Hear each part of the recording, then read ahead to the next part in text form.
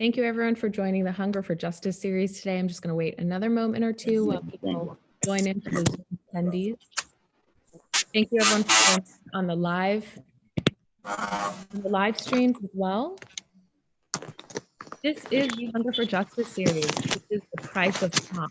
We are excited to have today Joseph Rahall, an honorary Shiaka Musa.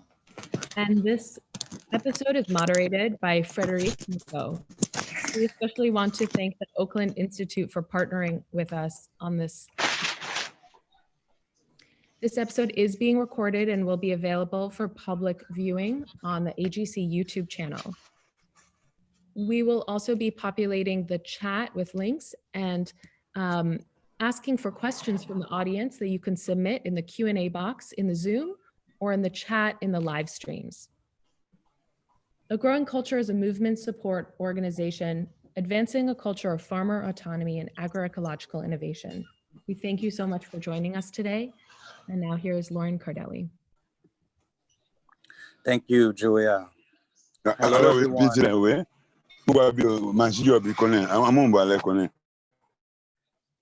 Hello, everyone. Thank you for joining us today.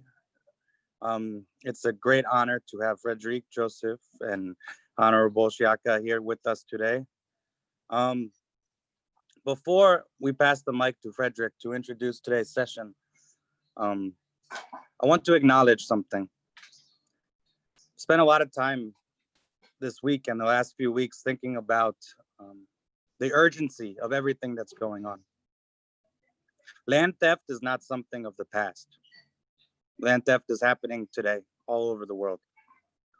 Something that we have to reckon with, something we have to deal with, and it's something we need to stand in solidarity with the people who are being removed from their land. With a lot that's going on in the world, we tend to get overwhelmed. We tend to not want to hear the negative news. We tend to get exhausted by the real reality of what's going on, the reminder of how daunting these situations are.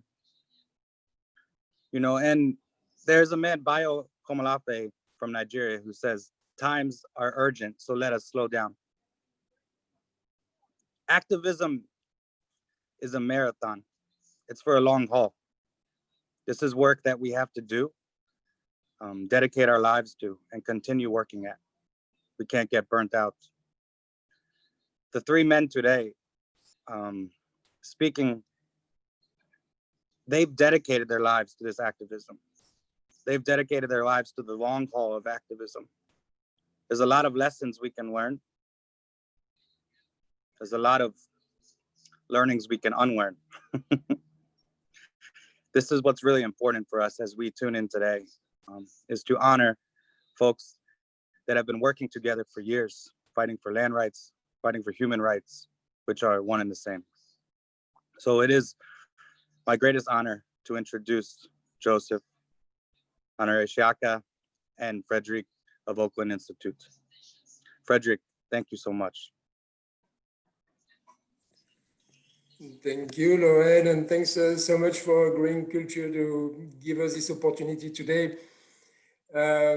And hi, everyone. It's a real pleasure and a real honor to be joined today by two leading land rights defenders from Sierra Leone, Joseph Rahall from Green Scenery, and Shiaka Musa is MP from San Malen Chiefdom in Pujehun district in the south of the country. We are going to hear from them both about the expansion of palm oil and large-scale agriculture in Sierra Leone and what it means for the people in their country and their communities. I will start by introducing first Joseph Rahall. He's the director of Green Scenery. It's a national NGO which has been a key partner of the Oakland Institute for over 10 years now. And Green Scenery has been a leading voice to oppose the grabbing of land by multinational corporations in Sierra Leone since for at least 10 years, and we've partnered with Joseph on this struggle together. Joseph has been behind the creation of an alliance called ALAT, which brought together affected communities from all around the country He's been involved tirelessly against a number of projects and corporations, but always he's been a key voice challenging the policy of his own government around land and agriculture in the country. Joseph, in our report that we published in 2012 that we prepared together, we identify a number of foreign corporations from Luxembourg, India, Switzerland at that time who had made deals with the government for large-scale plantation projects. Can you please start by sharing how you got involved in this defense of people's land rights and tell us what is the current context with this big project? How are things in Sierra Leone today? Joseph, unmute yourself, please. Yeah. Our starting point was actually from the San Marlin axis, when in 2011, we started having complaints from that chiefdom about problems with land acquisition. And so my colleague Elke Shafter at that time and myself paid a quick visit to just see a rundown of what was happening there.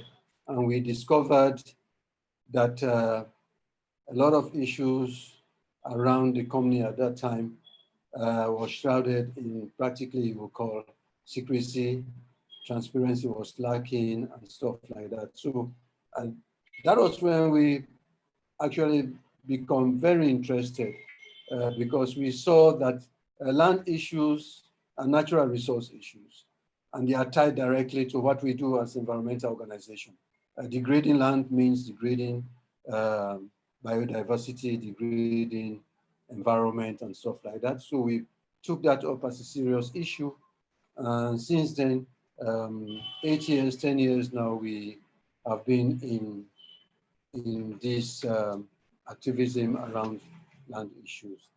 To come to your second part of the question about the current situation, indeed, it has not changed much. The players, perhaps you would say, may have changed a little bit, but we still have a good number of players. Some are coming in new, some are old.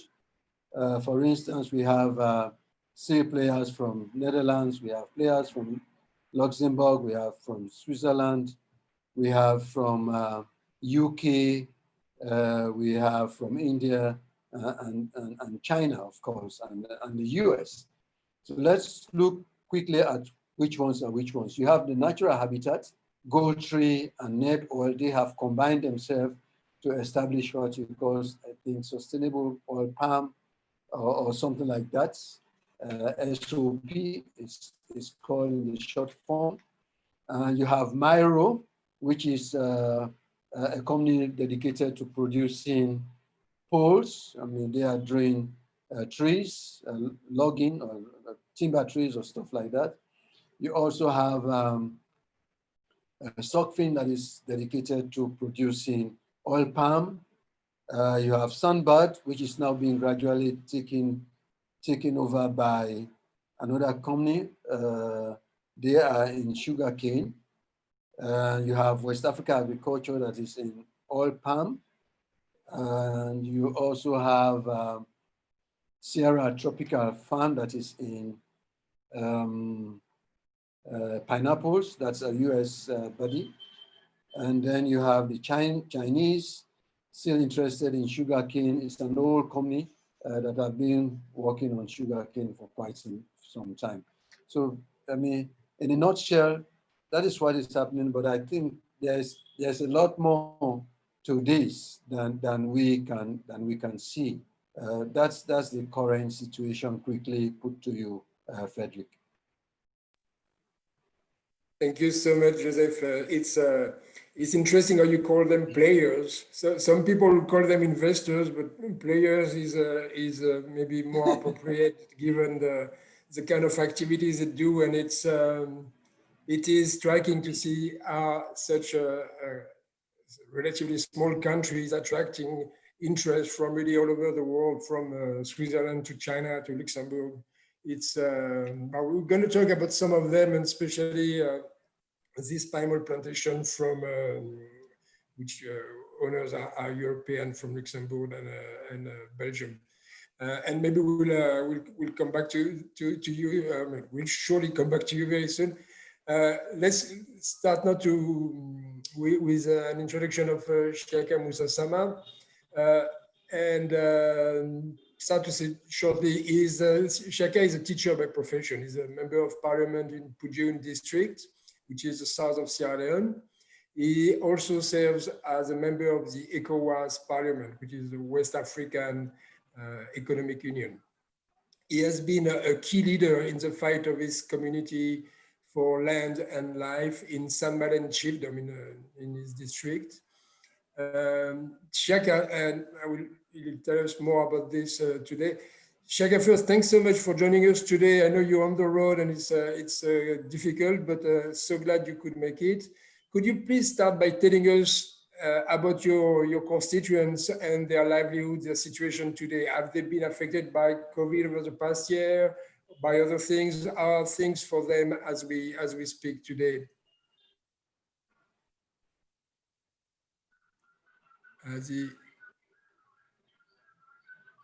I'm afraid there might be a problem with the connection of Shiaka, who was on the road.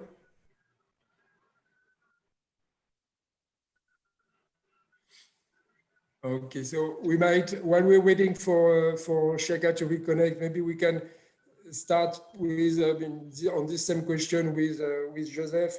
Can you tell us about the situation in Shiaka's area in Pujehun district that you know well, and where we know there's one of these big palm oil plantation projects, Joseph? Yes, well, the company that is existing there, we all know, have occupied a very large swath of land there, out of a chiefdom size of something like 27,000 hectares. They now claim to have slightly over 19,000 hectares as their concession area. And so you will see that practically there is no available land. Even where there is available land, you can't say it is enough for any, it's not good for purpose, as I will put it, meaning that it won't serve the entire chiefdom for farming and for any other use, so to speak, even though the land might be there. And so the quantum of land that is taken is affecting directly the social, cultural, and of course the economic stability of people. You have many who have been displaced, so to speak, not that they have been removed from their communities, they might be there, but they have been displaced from their land. They cannot walk on the land anymore, and so they cannot, meaning that they find it difficult in terms of earning livelihoods on a land that used to be theirs, from which they were living.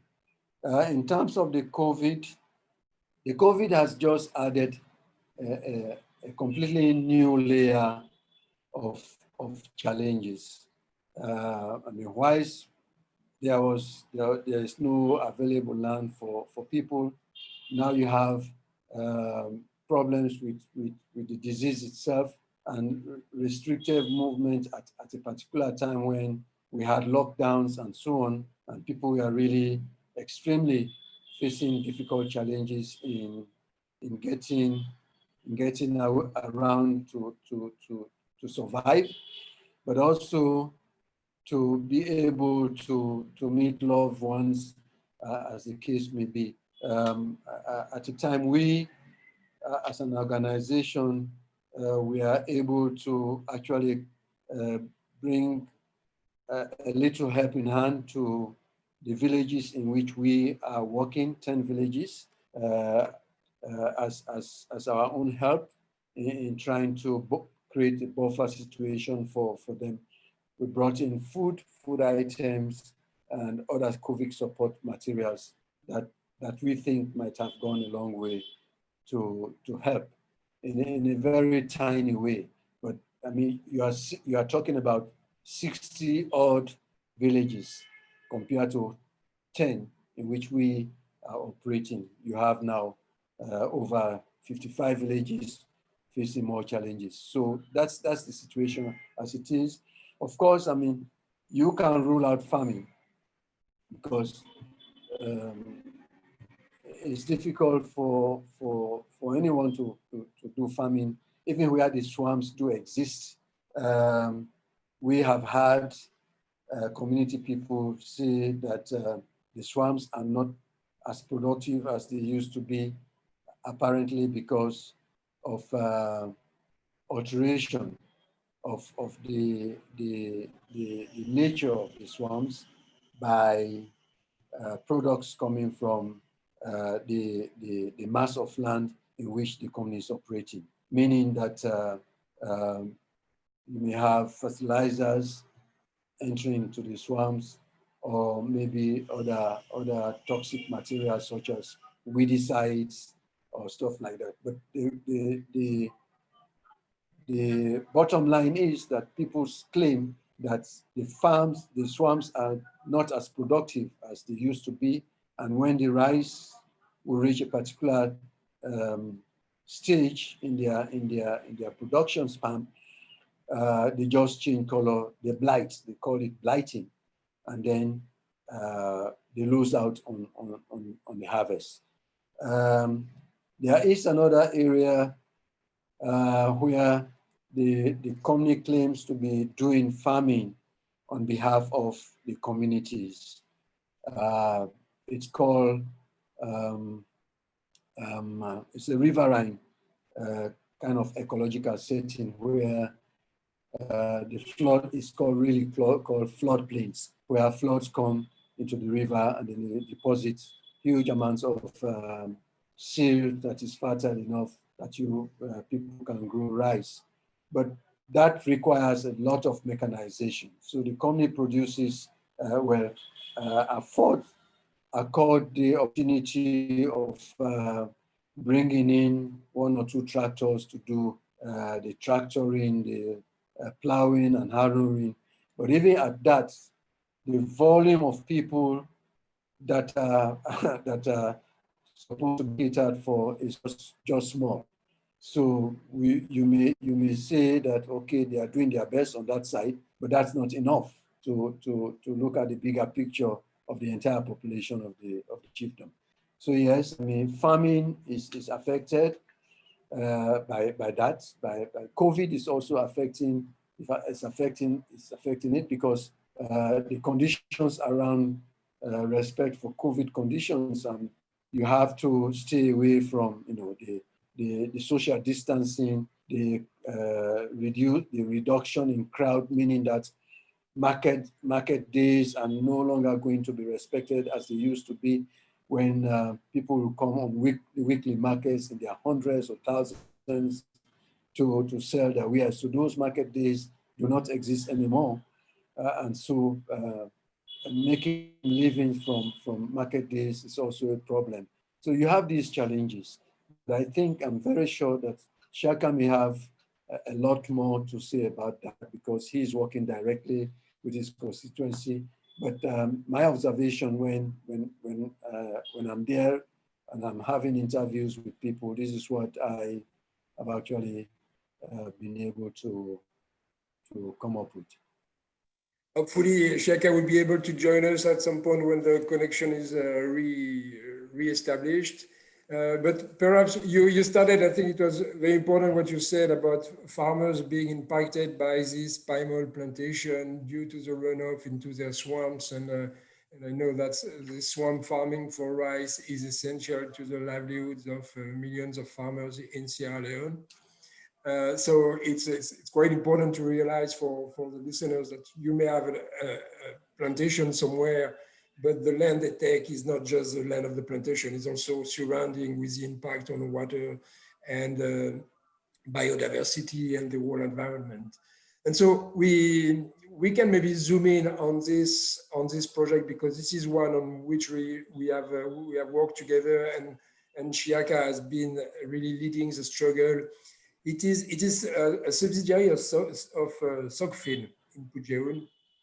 Solfin is a very important group, which is owned by two European very wealthy businessmen, which are quite famous, at least one of them, who is Vincent Bolloré. The other one is the Belgian Hubert Fabry. So they are like billionaires, European billionaires, who run with this company and different subsidiaries in different countries, palm oil and rubber plantations in Cameroon, in Liberia, Nigeria, Congo DRC, Ghana, Cambodia, Indonesia. Bolloré also controls ports. I think it is about 17 African ports that the group controls, including the port of Freetown and many railways on the continent. I thought Shiaka was coming back, but not yet.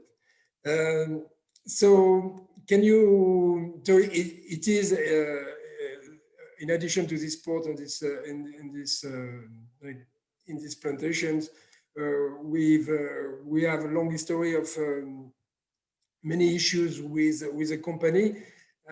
Joseph, can you please share some of the issues the communities and the organization led by Shiaka has had with the company and the project over the years?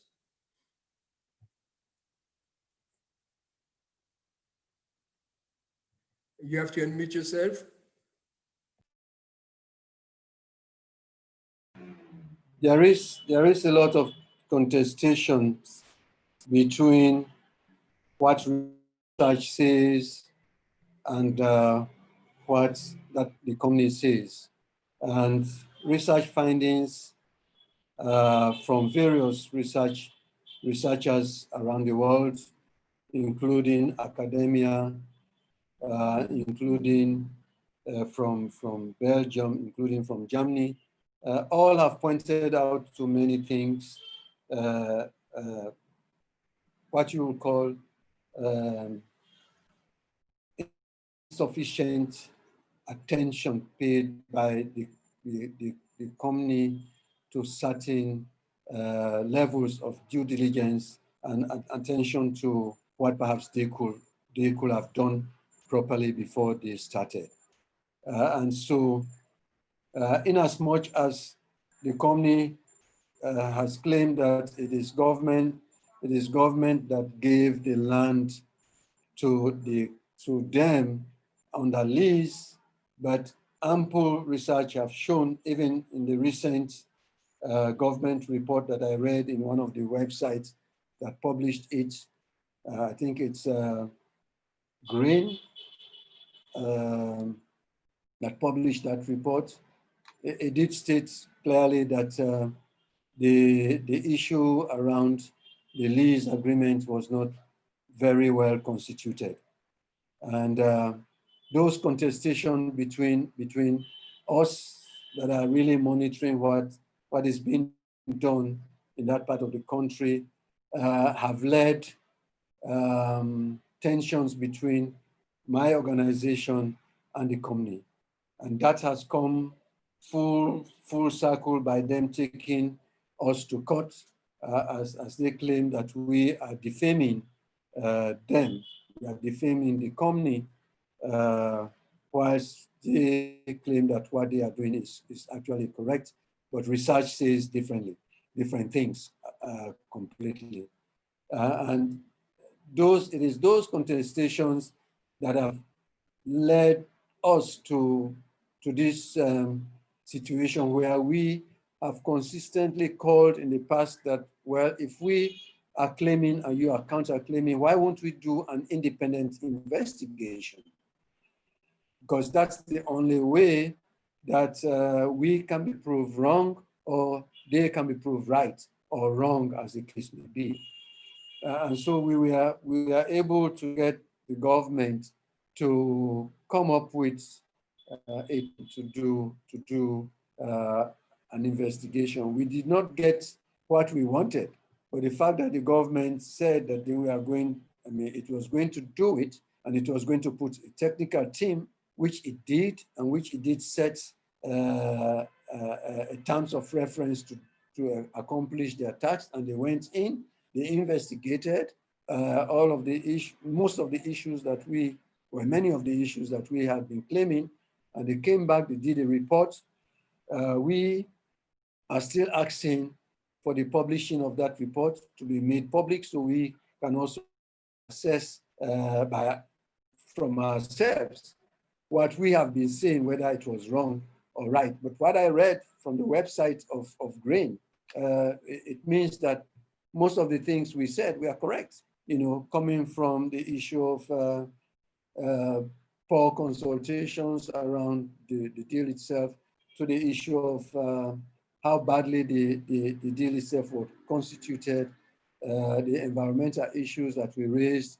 Many of these things were covered, even to the size of the land. I mean, we had claimed that, and we still continue to say that, I mean, according to what was in the document of the Memorandum of Understanding, they may have done some different Memorandum of Understanding, but what we are privy to is that according to that Memorandum of Understanding, Sofin was entitled to 12,000 hectares of land on which it should establish its plantation.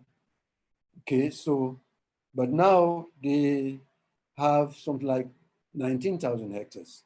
So the question is, was there a new Memorandum of Understanding between the government, which was not actually in the report at all that I read? There was nothing that claimed that there was a new Memorandum of Understanding between government that gave that company such an extra portion of land for them to utilize as concession area.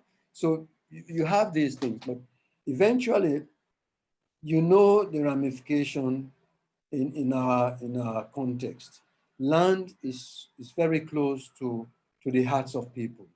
It's not only about economy, it's about culture, you know, it's about everyday life, you know, it's some women even say it's life, you know, because when you when you talk to women, they tell you that they see land as what you call life-giving thing.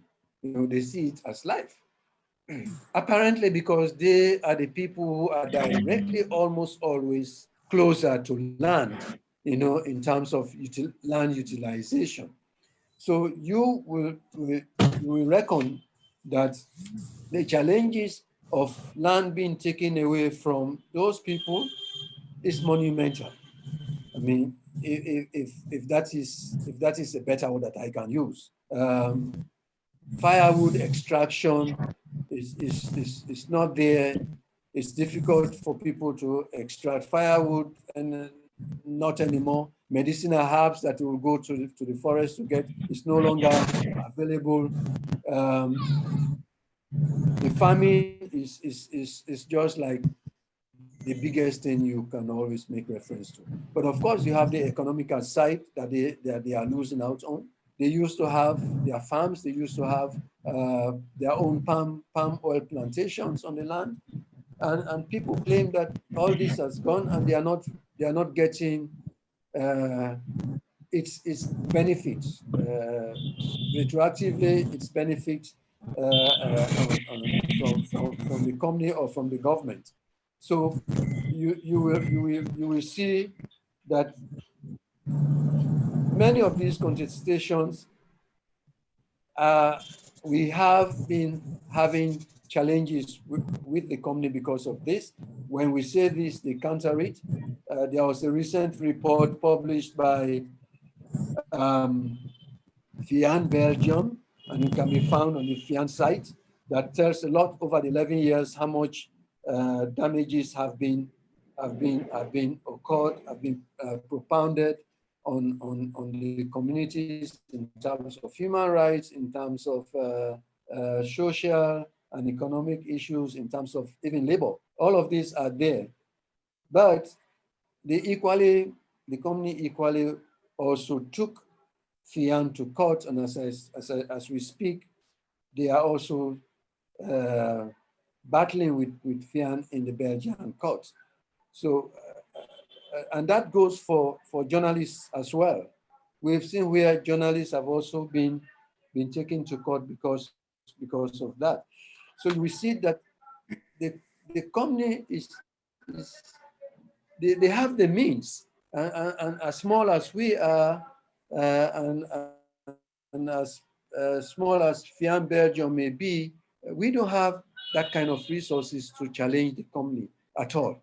Well, the best we can do is you know, the best we can do is just to make sure that we say the truth.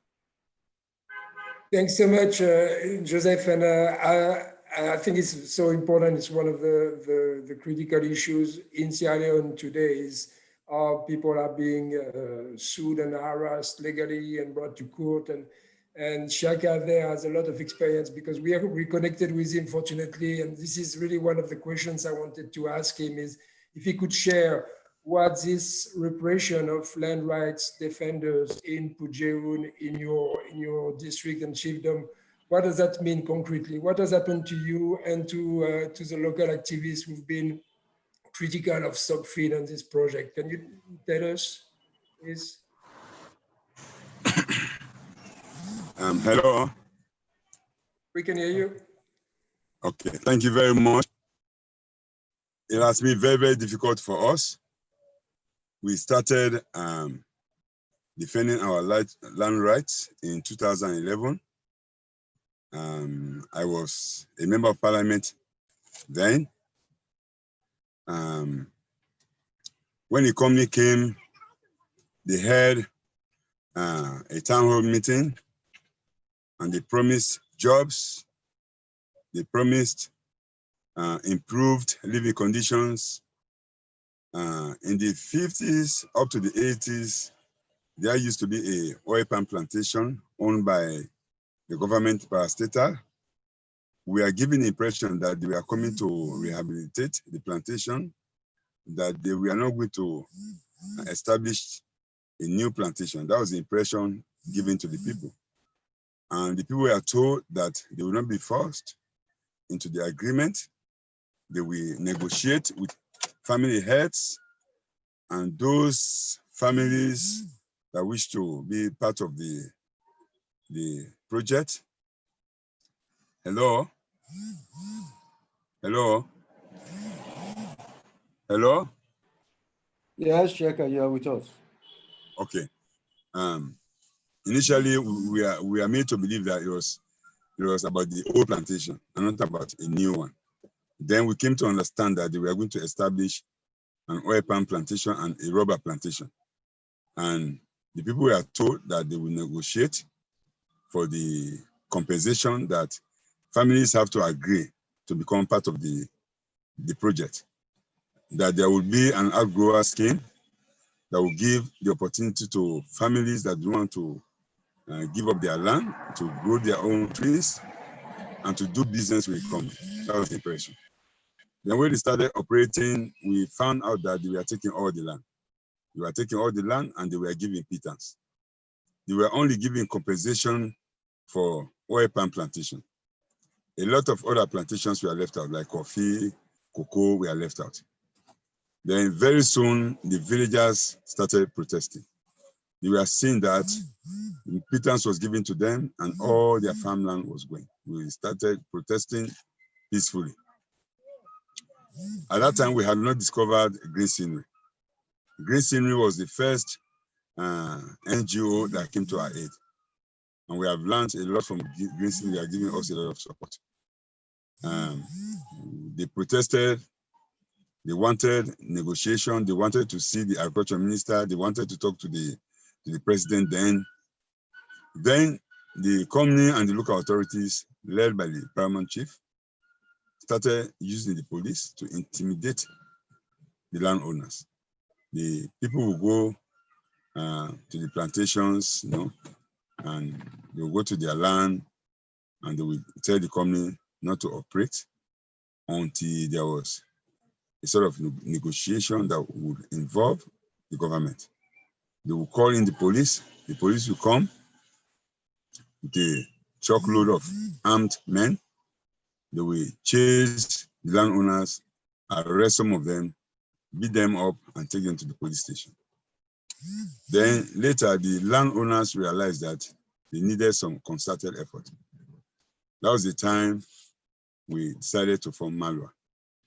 I was a member of parliament. It was difficult for me. And according to the information I've got through research, companies like Sokfin and other companies that want to invest usually strive in areas where there is poor governance, areas where there is poverty, area where there is illiteracy, where a lot of people cannot read and write. These are the areas where they strive. So when they came, many of our local leaders and our national leaders, were attracted by the favors, the cash they got from Sokfin. And they have their strategy. When they come, they host stakeholders meetings. They invite the police boss, they will invite the district officer, they invite the minister, and some other local dignitaries. They will entertain them lavishly, and even give them money. Now they will come to see the company as a source of income. When that happens, they support the company. They will go over the air, they will use the radio to warn the people. They will even threaten the people. When people protest peacefully, they call in the police, and because the numbers are very large, you have sometimes over 500 people, coming to their land, and they will say, we're not going to allow the company to enter our land, our bush. You call in the police. The police cannot arrest 500 people. They cannot arrest 300 people. That would be too large for their vehicles. So they will maybe arrest about 15 people they can easily manage. They will arrest maybe 5, 15 to 20 people. These are the people they will take to the police station, and they will detain them, even try them, find them guilty, and jail them. That was how they were able to take over the land. Those who protested peacefully were arrested and dealt with. And they will go over the air. So Shiaka, can you give us more details on that? So people were, because I know I've heard of this and we've been involved, but how many people were, these people in jail, how long did they stay in jail? Can you give us a bit more detail on this? Because I think it's very important to highlight the kind of struggle of these land right defenders. Yeah, the first set of people that were arrested probably was in 2011. They will arrest over 40 people. Then they will charge 15 to court. That is their strategy. They will arrest a lot of people. But they cannot make 40 people to stand before the judge. So they will just identify the leaders, then they will charge 15 to court. There was another instance at Basale. That was in 2012. They arrested about 4 people. There's another case where they arrested 2 people. There was one case, they arrested over 60 people. And they charged about 42 to court. We've had a long history of arrests. And Joe, that is very good at record keeping and can give you the details. Joe can give you the dates, the number of people that were arrested, and the names. Malwa is also trying to have, we don't have an office. That's our problem. Our offices are in our bags. Joe has an office. That's why we don't have an office. That's one problem we are facing. I think you made the point clear, Shiaka, that people have been under really endless repression with all this arrest. And I don't think I was looking for specific numbers, but you've been through this since 2011, and people until even last year were still being arrested and being subject to this repression. So this has been ongoing since Sokfin arrived in Pujeun. People have been resisting, and all this resistance have been met with repression, with people spending sometimes weeks or months in jail. and it is a story of this so-called development of palm oil corporations in Sierra Leone. And I also wanted to highlight what you said earlier about the promises they made. This is very typical in our work. We see that all the time. These companies coming saying we're going to bring you development, and it's a promise that many people are open to because life is difficult and they want better lives. But then, as Joseph was saying earlier, they come to realize there are failed promises in there. Yes, go ahead. Can I just bring it? I think it is important that we make reference to specifically the case of 6 people who were arrested, and among which was Shiaka himself. And that case lasted for over a year. And they were charged later on 200 million leons, which was like $40,000 in equivalent at that time. I think it's necessary that that case be known, simply because the quantity of trees that were involved, that the government or the company claimed that we are destroyed is far less than what they took from the land. For instance, they claim that it was 40 trees, and so because of that, people will pay, or those who are arrested will pay 200 million leons.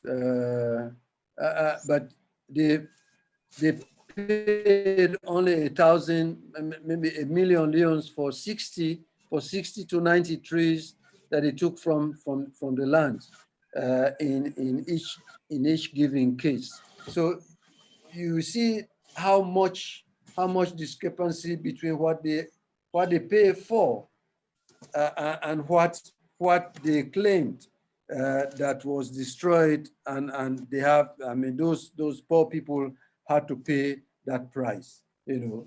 So I think it's important that this be raised. Thank you so much. For our listeners, it's important to understand that people were accused of destroying some of the palm oil trees in the plantation.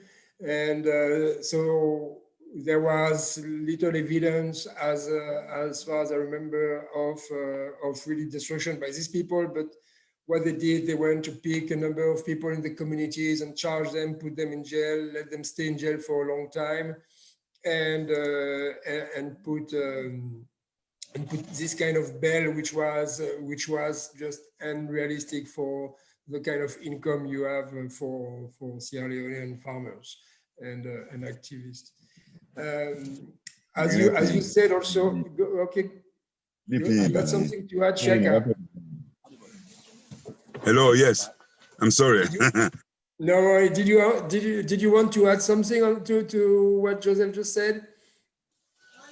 Yes.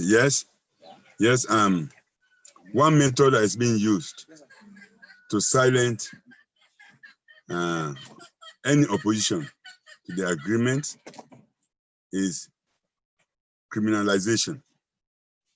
So many people have been charged to court, and so many people have gone to prison. If I can make a rough estimate, over 300 people have been arrested, detained, and charged to court. As I speak to you now, I'm going to appear in court again on the 3rd of November with 16 other people. There were 18 of us before the court. One person has passed away, and remaining 17 persons, including me. We are going to court on the 3rd November. This is what is happening. People are suffering quietly. Like I told you before, those people should be mediating. Those people should be keeping the peace. Like the police, the Office of National Security, they are clearly for the company. They have expressed support for the company. They go over the radio and warn people. They threaten people. They tell people that the company has come for development. Nobody cares about the livelihoods of the people. It's about the people, it's about their land, it's about their means of survival. What is important to some officials is the meal. They think, like they have heard from the company, we have the largest mill in Africa, that's what they say. They think the company has renovated schools, they are building some schools, and they are building some latrines for our people. They think that's what is important. But before the company came, our people have been building houses for themselves. They have been educating their children. They have been able to provide medical care for themselves. But the company, they have lost all the farmland. In most of the areas the company is operating, they have lost 100% of all farmland. So now there's increasing poverty, there's increasing economic hardship, and because of the police intimidation, nobody is talking again, the people are quiet. Mara members are not allowed to hold meetings. A lot of people are going to jail. Somebody has just called me to say a relative of his is in prison. He was accused of fruit theft. Now, every day, a lot of people are being arrested for fruit theft. I told them that if you take all the land, if you destroy the livelihoods of the people, if they're not able to farm again, and you surround their villages with oil palm plantation, you are going to create problems of people struggling to survive. So what we have always told the government is that it's good for us to negotiate. So many things have gone wrong.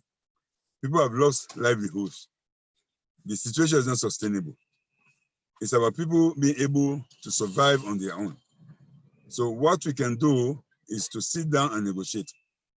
But the bad thing that is happening is that those who are supposed to mediate, those who are supposed to establish their neutrality, are openly siding with the company. So it becomes very difficult. And a lot of the landowners are very poor. They're not able to hire lawyers for themselves. So we depend on our partners to help, to advocate, to help to inform the world about the suffering of our people. It's really, really very difficult. All the promises that were said have not been kept. So as I speak to you, we are preparing to go to court again on the 3rd November. And as I speak to you, people are being arrested for fruit theft because there's no alternative livelihoods. We still have some invalid swamps, but some of those swamps are not productive because the chemicals from the farm, from the plantation, from the suffering plantations are running into the swamps. And the swamps are not productive. You know, the rice cannot grow in the swamps like they used to do before. So we must have dialogue so that we can look at all of these issues. Some people lost their land without compensation. Some of the chemicals are polluting the water bodies. A lot of people cannot farm, and the company cannot employ everybody. So normally the company will say they have created 5,000 jobs. I tell them we used to have over 11,000 farmers, people who work for themselves, who took care of their farms. If it destroy about,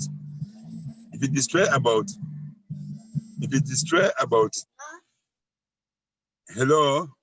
Yes, we can hear you. If it destroy about 11,000 to 20,000 jobs on the farms, then you create 4,000 jobs. For me, that's a problem. Because if you have over 20,000 farmers farming and you take away all the farmland, they make them jobless, they sit down at home. They just employ 4,000 of them. Even that figure is exaggerated. Let's say 2,000. Out of the 2,000, not even 1,000 have permanent employment. Okay, they don't have permanent employment. So that is a problem. That's a very big problem. It's a really, really very, very big problem. So, not mentioning, as you expressed with Maloa, also the labor conditions and the salaries, as you've been complaining about, that are very low. It's not just that you have a small number of people who get a job, but it's also the jobs are really poorly paid and very hard for them. And at the same time, you have thousands of farmers who lost their livelihood. Hello? Yes? Yes, Shiaka.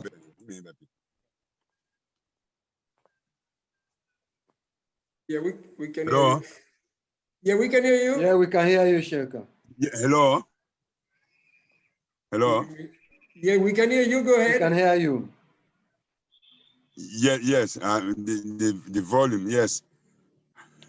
I did not get your question. Was it a question or a comment? I did not get you. No, but it was Hello? yeah, no, it was a comment about the poorly paid jobs and the poor quality of the jobs, not just a small number, but also that Let people me put on are my earphone, please. okay. But maybe in the meantime, we can also ask Joseph a question.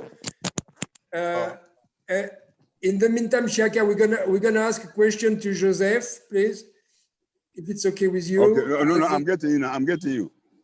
Oh, okay. I'm getting you. It's okay. Okay. I'm getting you.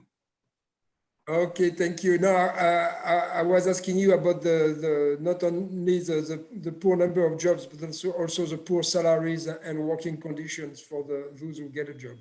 Yes. That's a very big problem. In fact, the tax that is given to each person is tedious. Sometimes you have there's a way. So sometimes the job given to a worker is too much. There are workers that work throughout the day. They work throughout the day. If you go to the mill, the workers work under hazardous conditions. There are people who have had accidents. They have reported several cases to me as a member of parliament. The company will initially take them to hospital and abandon them there. There are so many cases of that. Well, I wanted to document all that. About a year ago or two ago, we set up a team to move from village to village to register our members and to register cases like that. They were arrested. So that is the problem. But there are a lot of people that work with chemicals that don't have the protective covering. People work with chemicals that don't have protective covering. There are people who have had accidents. They fall down from trucks. Some of them die and their families are not compensated. Well, a lot of cases like that. Because people you are supposed to report to, the labor, the Ministry of Labor, the police, they are all in the good books of the company. They are all friends of the company. It is very common every day you hear them on radio, singing the praises of the company. So there are a lot of people that have suffered quietly. There are a lot of wrong things that are going on, which are difficult to document because people are afraid to speak. And sometimes somebody will report to you, they have evidence, they are afraid to disclose the evidence. So it's really a very, very sad situation. And Joe will tell you that on several occasions they have stopped our partners from going into Mali. Joe will tell you that Green has suffered that, Fian Belgium has suffered that. They know there are a lot of things that are happening that are wrong, and they don't want people to see those things. So the working conditions are appalling. Sometimes one person cannot work for a month. You work for 2 weeks, then you sit down and somebody works for another 2 weeks. This is what is happening. There was a time during the COVID-19, government said on those days that we are supposed to sit at home. Nobody was supposed to go to work. SOCFIN violated those rules. They will go to work when they were supposed to sit down at home on weekends. They did all that, and they went scot-free. I also want to mention that the president appointed the vice president to mediate. The vice president was in Mali to mediate. He held a big town hall meeting. He had engagements with the company. He had engagement with the local authorities and with aggrieved landowners. I was in that meeting, and he promised that he was going to intervene to resolve that matter. Since he left, this over 1 year ago. We have not heard from them. He appointed a technical team that did some research. We wanted an independent body anyway, but they gave us a technical team that has some government officials. They did the investigation and they came out the report. They have not shared that report with us. the report leaked, and we have Yeah, written I think letters. when you were disconnected, Joseph told us about the Okay. report. So we got Okay. we got an explanation on the leaked report that says basically confirms what you and NGOs have been saying about the project, and it's still not disclosed as I understand it. As you were saying, Joe has much to say about this too. This was one of the questions I had for Joseph too. I know that the company has been harassing organizations in Sierra Leone and local activists. We should let the audience know that they've also done this kind of harassment in Europe, suing a number of NGOs, but also TVs. The French public TV has been sued by Bolloré on the plantations, as well as bloggers who are just reposting articles about the same. So it's a very aggressive tactics towards anyone who is criticizing the company. And Joseph, I know Green Scenery has been also facing that. And I wanted to ask you what has been, I know you've been approached by the company, or you've been by its officials and representatives. What have been your relationship as Green Scenery with the company? And after that, if you can also, there's a question from the audience asking how your work and your struggle can be supported by organizations and individuals outside of Sierra Leone. But first, Joseph, could you tell us, what is your history between Green Scenery and Sockfin?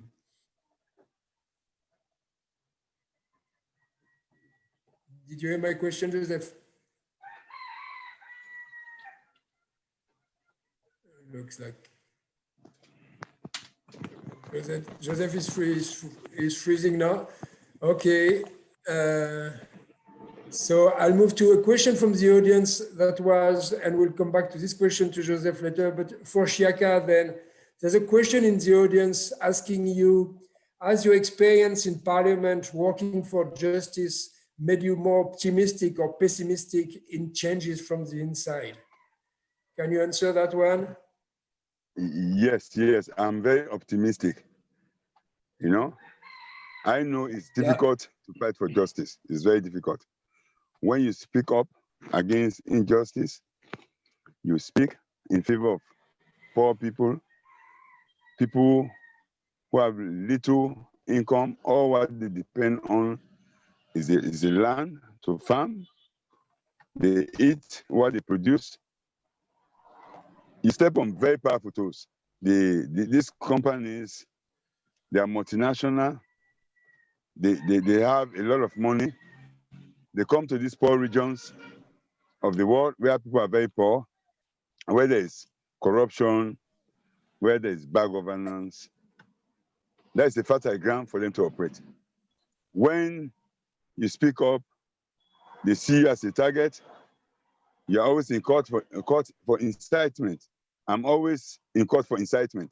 You tell them that this is bad, you raise awareness, they say you're inciting people. So that was what happened. No, I was able to go back to, yeah, I'm very optimistic. We are going to win. It will take time. We have people going to jail, but we are going to win because our motive is clear, our goal is clear, it's our right. We are doing it peacefully. We are not being violent. We have issues that we think our government should address, and we are organized. They are using several strategies. Sometimes they target some of our members, they give them jobs, they give them cash, and they tell them to go over the air, use the radio to say they are no longer members of Malwa. They even say awful things about Malwa. But the good news is the majority of our members know what is happening. They can buy some. I usually tell them, for every one member you buy, we have 4 new members coming to join us. So we are growing bigger, we are growing larger. You know, that was in fact when during the elections, you know, people will always come to campaign to ask for our votes. They will promise that when they win, they will resolve the land issue. We have a lot of people coming, all presidential candidates, they came, they spoke to us. Now we have very little friends.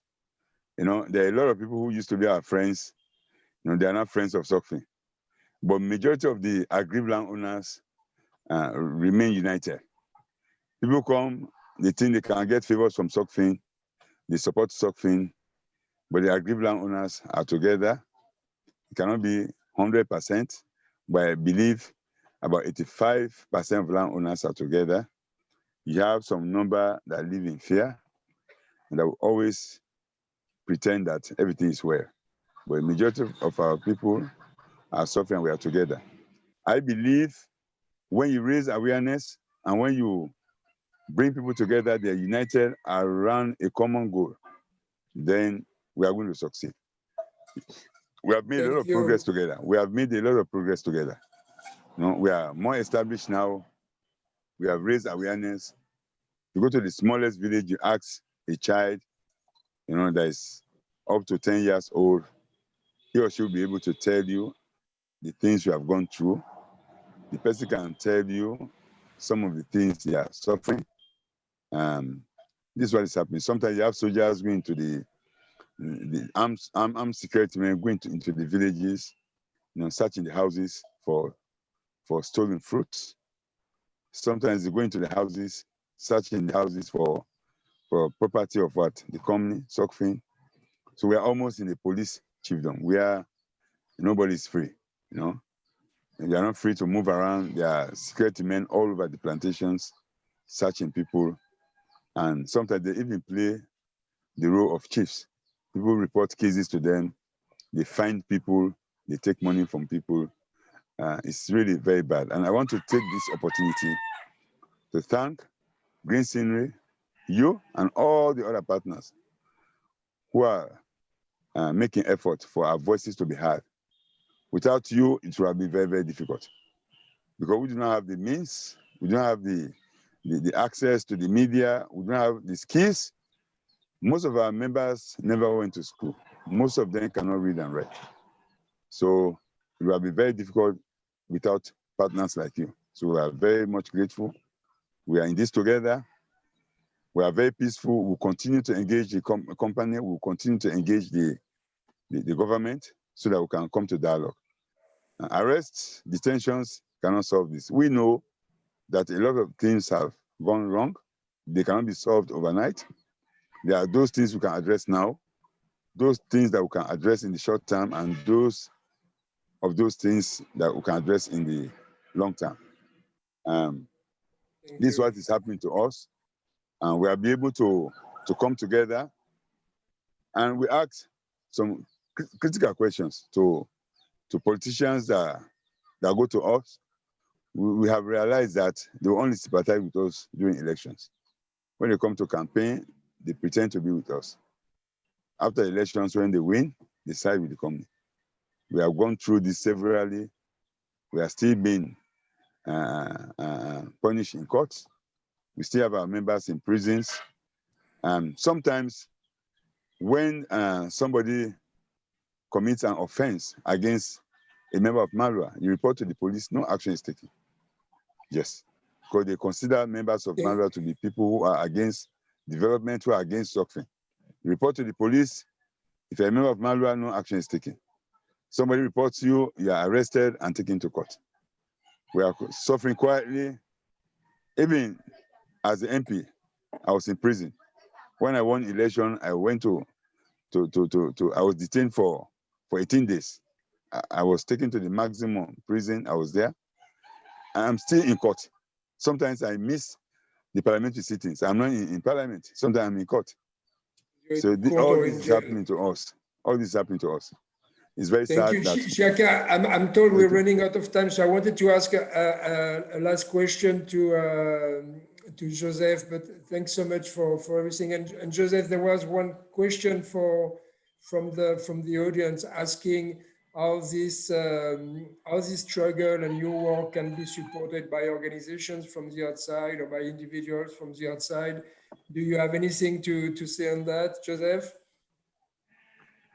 Well, we, like Shiaka said, appreciating our effort. We have also been supported in little ways by other partners, such as yourself, Oakland Institute, such as Christian Aid, such as World Hunger IFI. But we will always welcome support. It's not good to be, because whatever we do is to give those support directly to the victims, and the victims are receiving the brunt of all of this. I mean, we might have bitter issues with the company, but they are direct frontliners who are out there, who are receiving the punches every day. And whatever it is that can be made available to us for their purposes, we welcome that, and we want to see that we give that support to Malwa anytime, anywhere, whenever it is available. As it is now, they've just started this court. I mean, I was informed yesterday that they're going to start court again on the 3rd of November. We have many things. There are a lot of logistical issues that have to be dealt with in terms of their transportation coming from the villages. But at the same time, in terms of other logistics such as food and sleeping and things like that, I mean, that cannot be covered by Malwa. They don't have that means. Even us, sometimes we struggle very hard to raise resources to help out. So whatever it is that can be done, I mean, I will appreciate that whatever support can be channeled through Oakland Institute, because we have worked together, and I mean, you can serve as a good channel for us and for Malwa. And I look forward to that support, and I'm sure Malwa too looks forward to that support. It's not an easy thing. I told them many years ago that this is going to be a very long haul. As Frederick said earlier on, advocacy of this nature is not going to be a short haul. You know, it has taken us like 8 years, 9 years now, doing the same thing. I mean, trying to make sure that the government listens. We've had a change of government. We thought they would listen.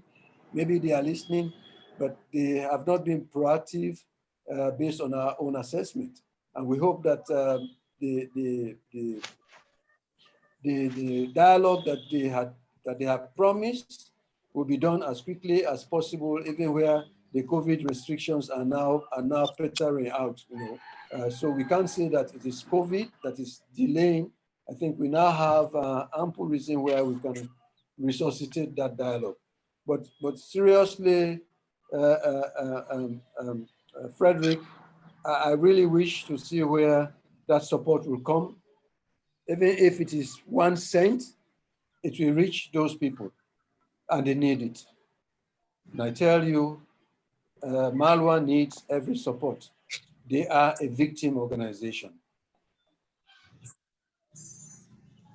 Thank you, Joseph. And for the case of the Oakland Institute, of course, as we've done in the past, we can have specific support targeted at specific struggles. So if there's anyone in the audience who wants to support this struggle, we can just let us know, and we make sure this is supported. And we've done actually crowdfunding in the past to support this struggle, with a number of donors rejoining us in this, and including for sometimes paying bail or organizing mobilization. So yeah, this is something we'll continue to do.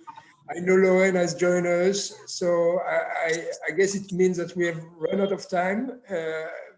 Before you conclude, Lauren, I just say thank you so much for your participation, Shiaka and Joseph. It's been really an honor for me, and I look forward to continuing with you in this struggle, and leave it to you, Lauren. Well, thank you, Frederick. And wow, that was incredible. It's really interesting how all these corporations have many names, right? We've seen this land struggle around the world, but land has one name, and this theft needs to stop. So Shiaka, that your courage and your voice is, I think, was heard all around the world today. Joseph, your stamina and your commitment and integrity. I mean, it's just unbelievably impressive.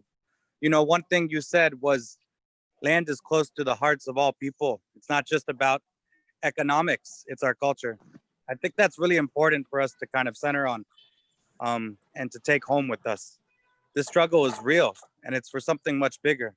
These corporations see this as a commodity, but the people see it as their heart, you know?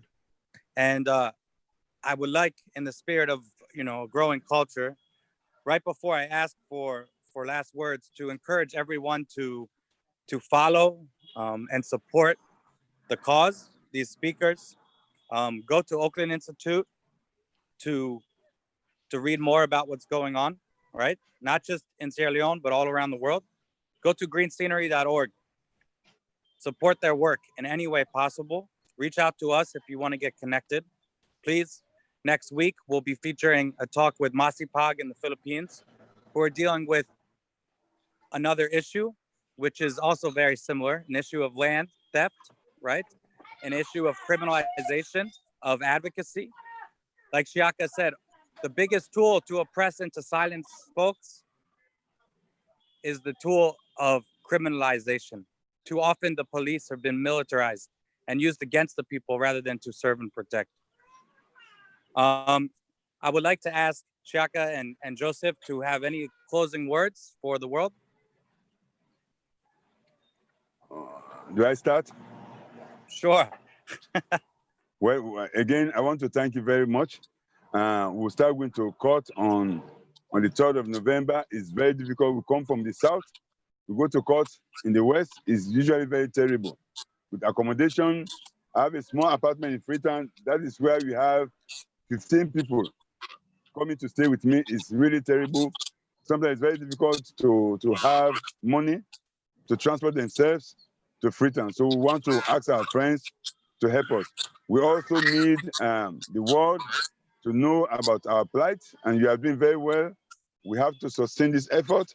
We have to do programs like this regularly, and it's good. You also communicate with our government, write petitions, we send to the head of state, so that you continue to be aware that there are brothers and sisters out there in other continents that are with us and that care about us. Land is about survival. Land is about our happiness. It's about our culture. It's about our future. Thank you very much. We are in this together. Thank you. God bless. And Joseph. Thank you, Shiaka. Lauren, there's nothing more I would say than saying thank you. Frederick, your moderation is just exceptional. For our listener, the fact that you came to listen to what is happening back in Sierra Leone is touching our hearts. And the fact that you have asked questions about support, that's also exceptional. But there's one thing I want to say before we leave, is that an investigation has been done by our government. That investigation report is there. It has not been made public, and we don't know the next steps that government wants to take in terms of mediation. If any one of you are out there that can influence our government to take the next steps in terms of dialogue, please help us do that. Let us reach the hearts, let us reach the mind, let us reach the soul of our government so that they can move one more step into the dialogue. That is important for us as Green Scenery. It is important for those Malwa people. Thank you so much. Thank you. Frederick, thank you so much. Oakland Institute is an incredible organization that is committed to these voices around the world. Now, in today's broadcast, you can tell it's not always easy to connect with people all over the world. In these corners where we work to support and to amplify the voices, connection is extremely difficult. So thank you everyone for staying with us and being committed to listen, to learn, and to unlearn. Thank you, everyone. We'll see you next week. Follow and support Green Scenery. All right, everyone. Thank you.